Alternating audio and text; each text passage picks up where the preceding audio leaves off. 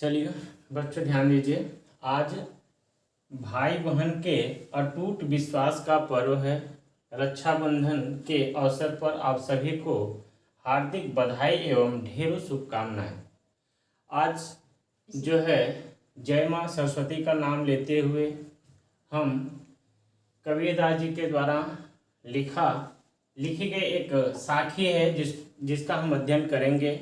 तो सबसे पहले संक्षिप्त परिचय के बारे में, कबीरदास जी के बारे में हम थोड़ा सा समझ लें, जिसमें नाम, जन्म स्थान, माता पिता पत्नी का नाम, पुत्री का नाम, आजीविका, कृतियाँ, भाषा, निधन और साहित्य में स्थान क्या इनका है, इन सारी चीज़ों पे विशेष रूप से हम चर्चा करके फिर जो है उनके साखी नंबर 1 को हम ध्यानपूर्वक पढ़ने का प्रयास करेंगे।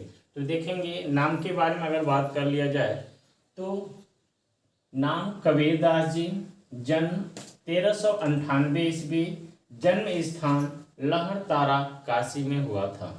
माता और पिता की बात किया जाए तो नीरू और नीमा है, पत्नी का नाम लोई है, पुत्री का नाम कमाल और कमाली है, आजीविका कपड़ा बुनना था।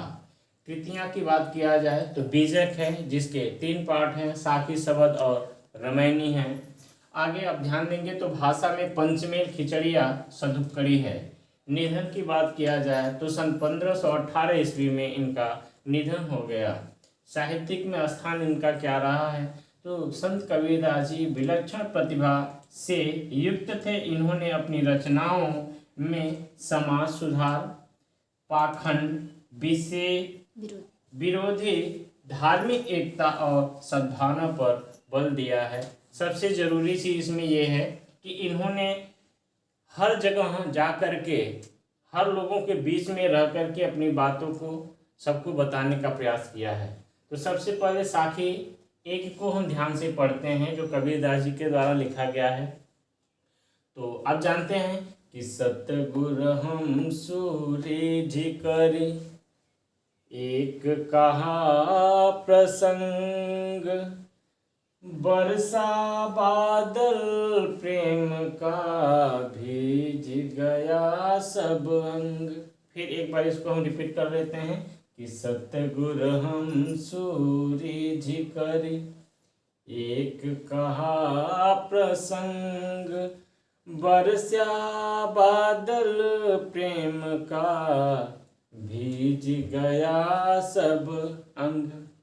तो ये अगर आपको दे दिया गया है और पूछ दिया कि इसका संदर्भ, प्रसंग और व्याख्या लिखिए, या संदर्भ या व्याख्या लिखने के लिए ही पूछा जाता है तो संदर्भ आप हेडिंग बना लेंगे और मोटी हेडिंग अच्छे तरीके से खूब सुंदर बना करके संदर्भ में आप लिखेंगे कि प्रस्तुत साखी हमारी पाठ्य पुस्तक काव्य खंड के साखी शीर्षक से उद्धृत है।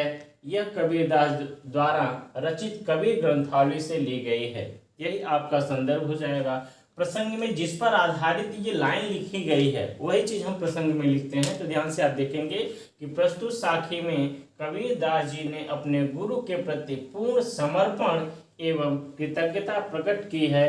कबीर ने कहा है कि गुरु के कृपा से ही ईश्वर के प्रति प्रेम उत्पन्न होता है, जैसा कि यहाँ आप लिखे हैं। तो ध्यान से देखेंगे इसका अर्थ क्या होगा, अनुवाद कर लीजिए या अर्थ कर लीजिए या व्याख्या कर लीजिए। तो आप ध्यान से देखेंगे कि सतगुर हम सूरज कर एक कहा प्रसंग, और बरसा बादल प्रेम का भीज गया सब अंग। तो सतगुर हमसे रीझ कर माने प्रसन्न होकर जो ज्ञान का उपदेश हमें दिया है, उस उपदेश के कारण ही हमारे हृदय में ईश्वर के प्रति सच्चा प्रेम प्रकट हुआ है। गुरु द्वारा दिए गए उपदेश से भक्ति, प्रेम और स्नेह रूपी बादलों की ऐसी वर्षा हुई जिससे मेरा अंग अंग भीग गया। अतः मानव जीवन में गुरु का अत्यधिक महत्व है। गुरु का हमको हर जगह सम्मान करना चाहिए, क्योंकि गुरु के माध्यम से ही हम किसी भी चीज़ को हासिल करने में सक्षम हो सकते हैं। धन्यवाद।